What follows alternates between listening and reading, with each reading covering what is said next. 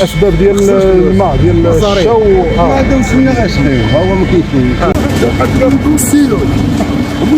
بالنسبه للمعلومات اكثر، شنو هو الفرق بين زيت الزيتون الاسباني وزيت الزيتون المغربي؟ شنو الفرق بيناتهم؟ المغربي كيتخلع كانوا معنا بعدا في الفيديوهات. تحياتي لك معلومات مهمه للناس يبغوا يعرفوا المعلومات. البوزاني عندها نفس الشكل غير صغير. هذه الاربي كوين هاي انا نحطها. المغرب يعتبر من اكثر الدول انتاجا لزيت الزيتون. السلام عليكم لي زامي، مرحبا بكم في فيديو جديد. هذا الفيديو الثاني اللي طويل عندي في القناه على سيدي قاسم.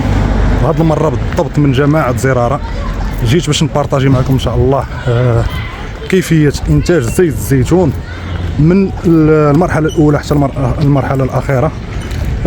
ان شاء الله غادي نبارطاجي معكم كل ما يتعلق بزيت الزيتون هذه السنه هذه، وجميع المعلومات اللي خصكم تعرفوها على زيت الزيتون، خصوصا شنو هو الفرق بين زيت الزيتون الاسباني وزيت الزيتون المغربي. يعني كاين فرق كما كتعرفوا. في السنوات الاخيره دخل نوع جديد من زيت الزيتون المغربي اللي هو زيت الزيتون الاسباني، واللي كيختلف نوعا ما على زيت الزيتون المغربي الاصيل، يعني اللي كيتزرع هنا في المغرب. كاين فرق بيناتهم، وجميع المعلومات ان شاء الله غادي نعرفوها في هذا الفيديو هذا ان شاء الله. حنا جايين الواحده من اكثر معصرات ديال الزيتون شهره هنا في مدينه سيدي قاسم، اللي هي معصره ولاد السي حمو، واللي كيتميزوا الصراحه بالثقه وبالجوده، اللي غادي ان شاء الله نبارطاجيو معكم الاجواء والمعلومات اللي كتخص زيت الزيتون في مدينه سيدي قاسم، اللي الحمد لله هذا العام جاب كثره. وخليكم معنا في الفيديو اللي تزقاو. حنا حاليا قربنا المعصره صراحه. الدراري اللي مسؤولين على هذه المعصره هذه من اطيب خلق الله، بطبيعه الحال خدينا لوطوريزاسيون باش اننا نقدروا نصوروا. كما قلت لكم الناس ديال هذه المعصره هذه صراحه من اطيب خلق الله، وغادي نبارطاجيو معكم المنتوج ديال زيت الزيتون المغربي في مدينه سيدي قاسم، وبالضبط جماعه زراره. كما كتشوفوا حنا حاليا وصلنا للمعصره ديال ولاد السي حمو اللي هي هذه كما كتشوفوا.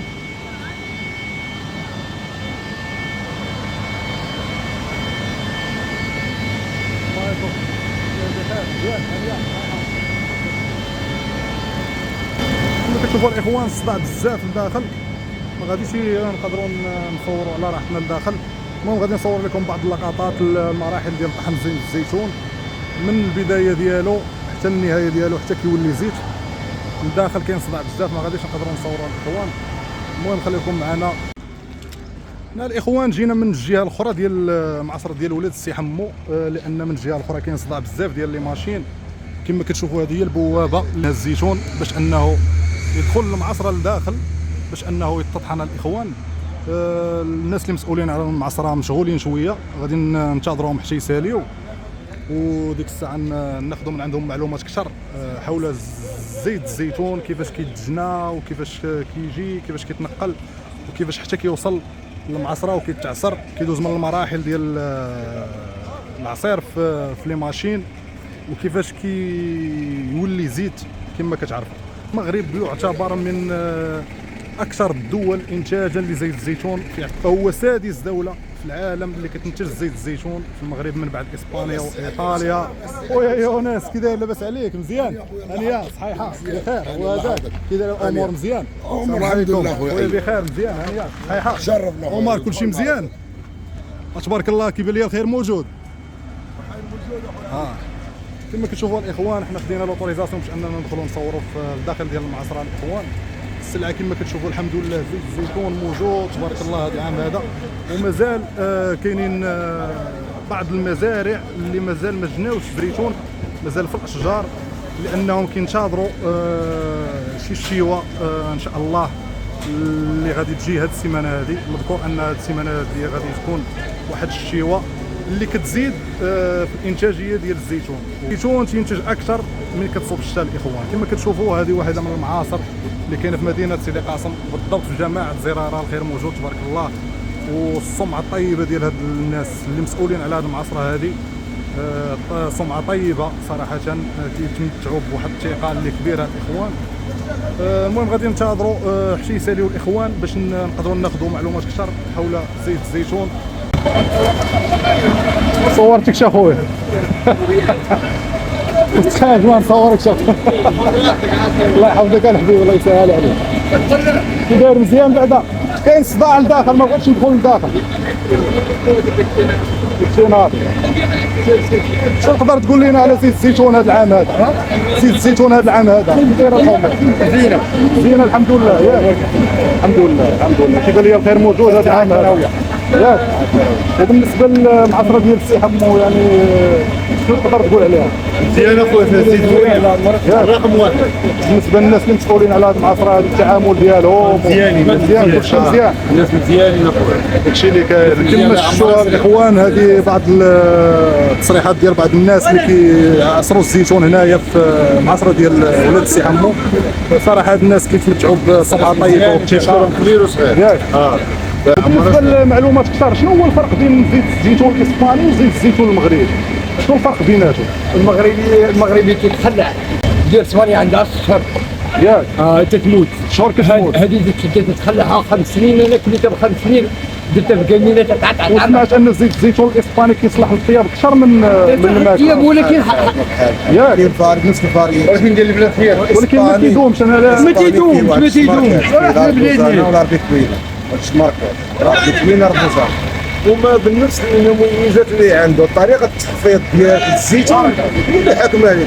واحد كيحطها في الحانوت عرض الاشعه نهار كله ولا دابا نديروا كتبعو في الشمس الضوء يعني والتعقيم والمسائل تيحقق الجوده ديالو.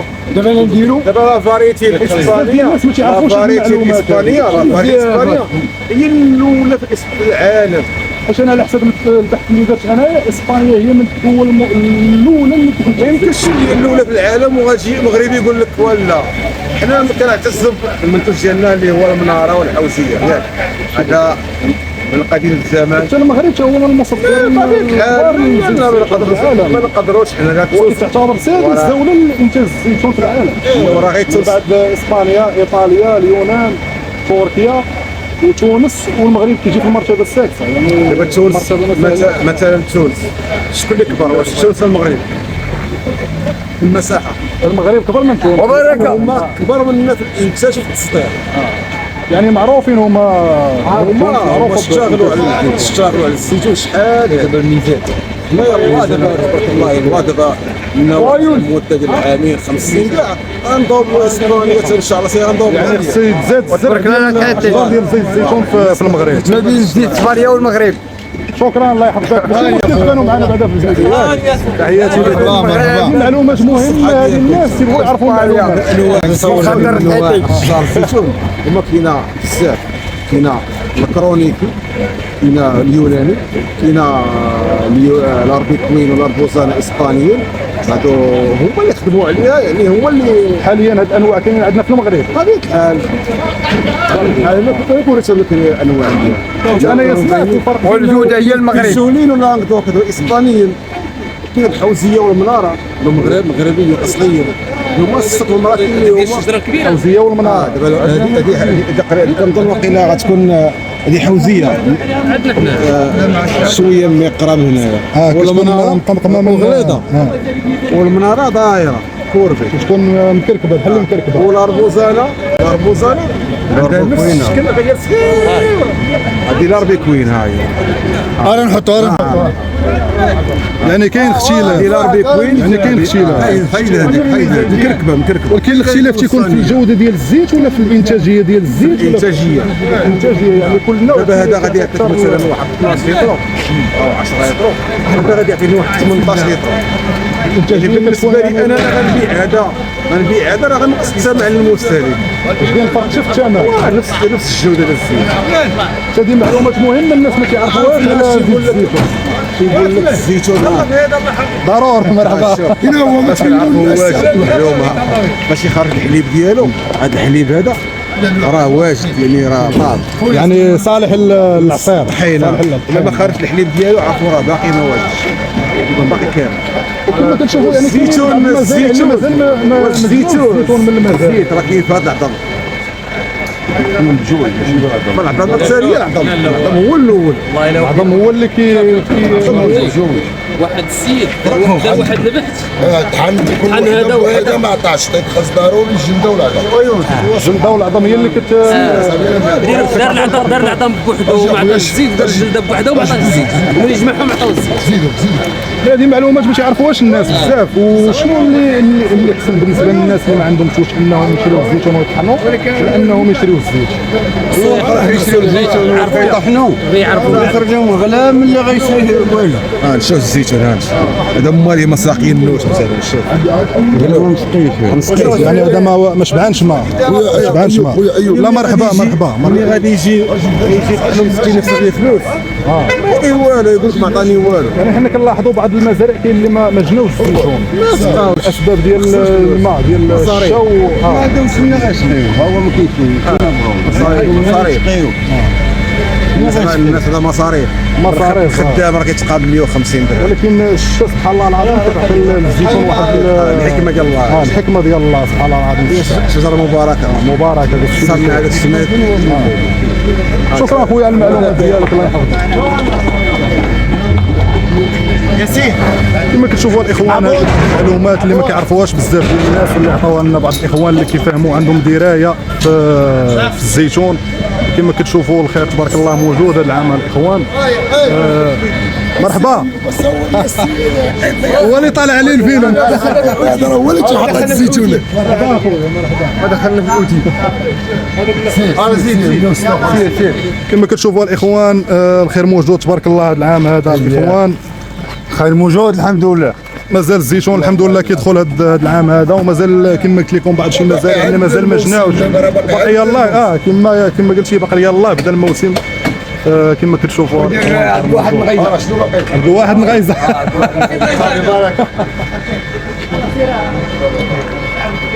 وبالنسبه للاثمنه خي يونس هذا العام هذا كي دايره الاثمنه ديال والزيتون دابا واصله البلديه 7 دراهم. 7 دراهم 7 دراهم البلديه. والاسبانيه على حسب الزيت راه كاينه شي سلعه اللي دايره 8 دراهم. كاينه 8 ونص على حسب الروندمون اللي فيها. وشنو اللي احسن في الجوده؟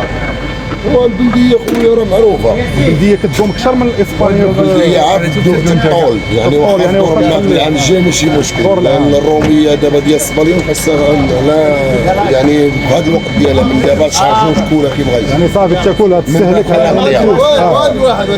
كما سمعتوا الاخوان كاين فرق كبير بين الانواع ديال زيت الزيتون خصوصا بين الاسباني والبلدي. يعني المغربي الاصيل يعني الاسباني كما سمعتوا ما كيدومش بزاف، يعني ما كيقدرش يدور عليه العام، يعني خصك تستهلكو خلال العام ديالك. والمغربي يعني كيقدر يدور عليه العام، يعني واخا يبقى عندك تيدور عليه العام ماشي مشكل. واحد ثلاثه الماركات نوريها اخوان هادو ثلاثه انواع ديال زيت الزيتون كما غتشوفوا معنا.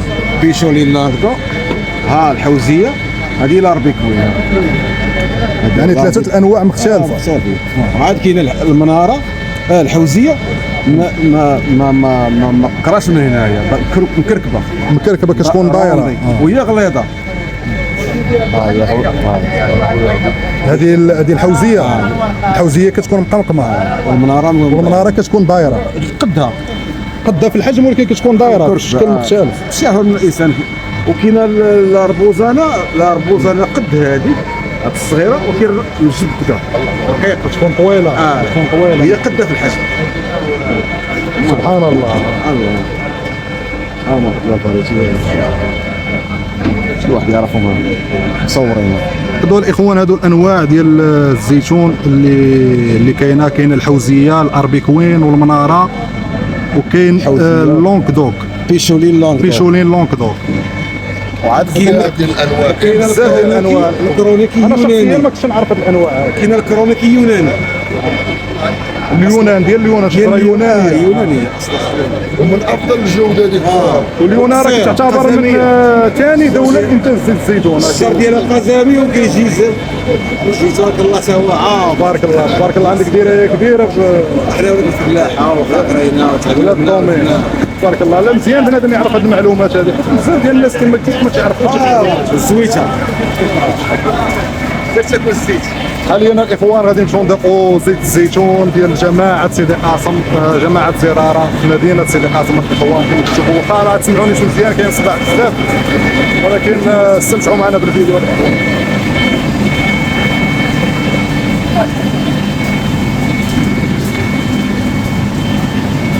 بسم الله. لكن في البلدية ديال تقريبا ديال دابا ديال دابا خونا دابا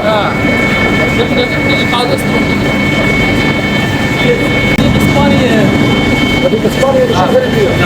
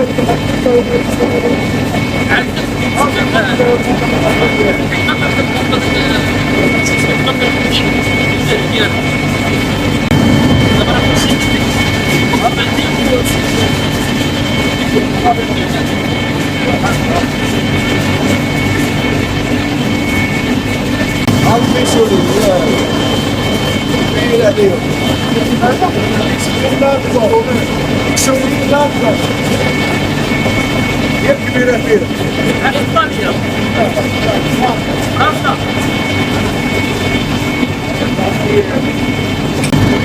هذا كنت مظهر عليها حبيبي. كنت أعرف كل مسؤول عن حتى في واحد الحضارة. شو بغير؟ شو يستوى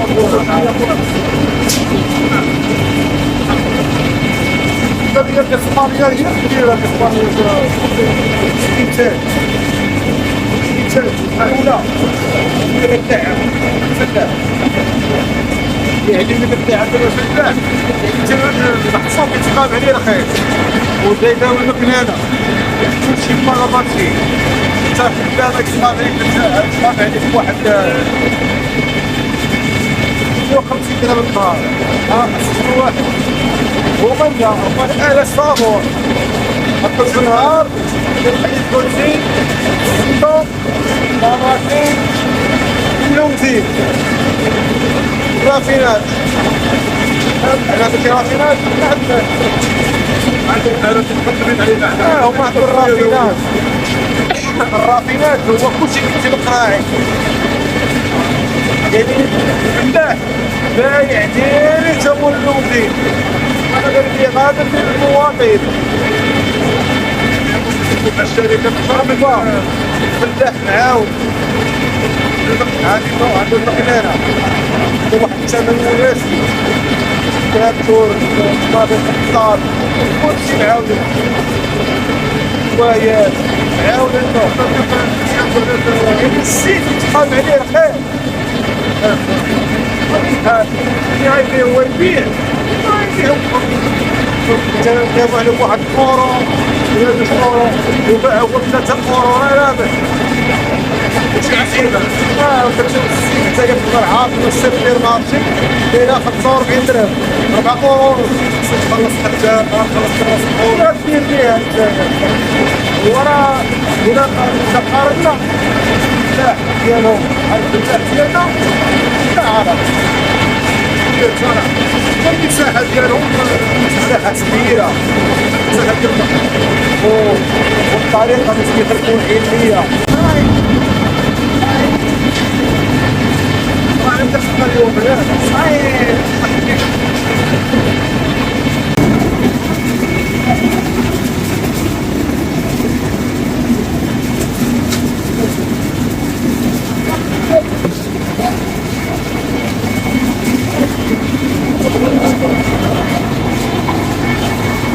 كما شفتوا الاخوان راه كاين بعض المعلومات يمكن الصداع ما فهمتوناش مزيان، ولكن هذه معلومات مهمه خصنا تعرفوها. كاين بزاف ديال الانواع ديال الزيتون اللي مزروعه عندنا هنا في المغرب، ولكن الاغلبيه ديال الانواع هي كاين الاسباني وكاين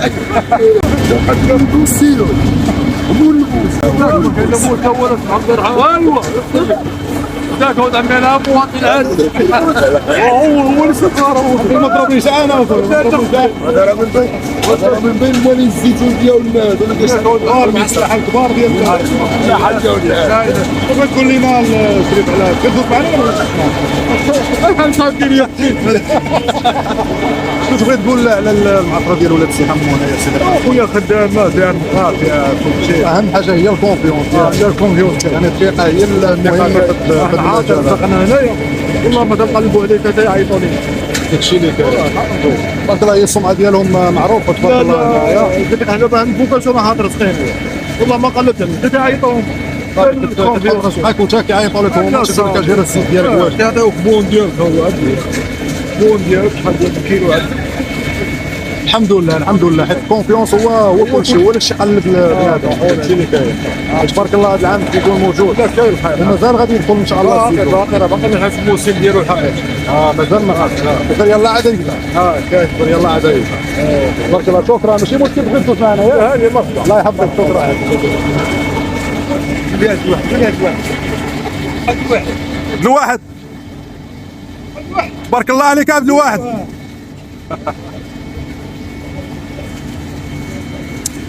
نمشوا الاخوان ديال الاجواء في عصره ولاد السي حمو هنايا في جماعه زراره في مدينه سيدي قاسم.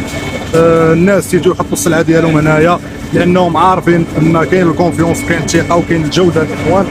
وكما سمعتوا الاخ كما قال لكم هذا العام الخير موجود تبارك الله في المغرب بالنسبه للزيتون، والحمد لله هذا فضل من الله. وغادي قريبا ان شاء الله غادي نعاودوا فيديو اخر مفصل على المعلومات، معلومات اكثر باش تعرفوا ويستافدوا الناس كاملين على الزيتون في المغرب، الانواع ديالو والاثمنه ديالو.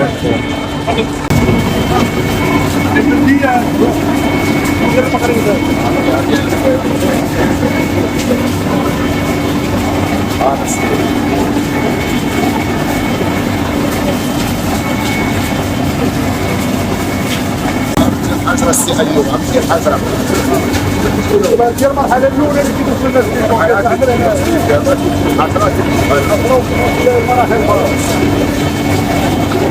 يتم جمع الزيتون عندما يبدأ لونه في التغير من الأخضر إلى البنفسجي. الجني يكون دائما يدويا أو باستعمال آلات هزازة.